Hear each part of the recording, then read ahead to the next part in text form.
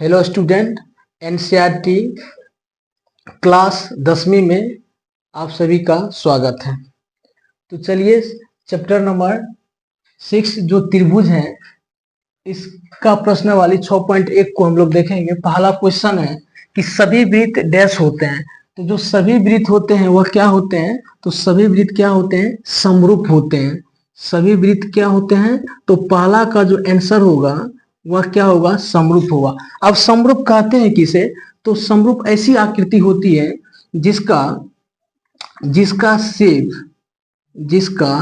Shape और size, देखिए shape तो समान होगा लेकिन उसका साइज मतलब अमाप समान नहीं होगा।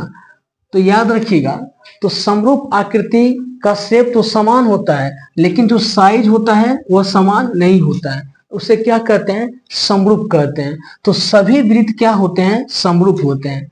दूसरा क्वेश्चन है कि सभी वर्ग डैश होते हैं। जो सभी वर्ग होते हैं वह भी आपका क्या होता है? वह भी समरूप ही होता है। वह भी क्या होता है? समरूप ही होता है। यदि आपको सभी लगा के पूछ दे तो उस कंडीशन में हमेशा समरूप ही आंसर होता है। तीसरा क्वेश्चन है कि सभी डैश त्रिभुज समरूप होते हैं। तो याद रखिएगा, सभी जो समबाहु त्रिभुज होता है वह क्या होता है? वह समरूप होते हैं। अब समबाहु त्रिभुज किसे कहते हैं? ऐसा त्रिभुज जिसकी सभी भुजा आपस में क्या हो? बराबर हो, उसे क्या कहते हैं? समबाहु त्रिभुज कहते हैं। चौथा क्वेश्चन है कि भुजाओं की समान संख्या वाले दो बहुभुज समरूप होते हैं। ये आपको समरूपता के शर्त पे ही सवाल दे दिया गया है, जो आपको खाली जगह में भरना है।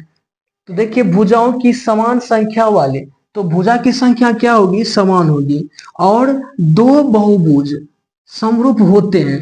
दो बहुभुज समरूप होते हैं यदि उनके संगत कोण क्या होते हैं? उनके संगत कोण बराबर होते हैं। यदि उनके संगत कोण बराबर होंगे तो वह जो होगा बहुभुज वह क्या होगा? समरूप होगा। बी नंबर में उनकी संगत भुजाएं डैश होती है। तो उनकी जो संगत भुजाएं वह क्या होती है? समानुपाती होती है।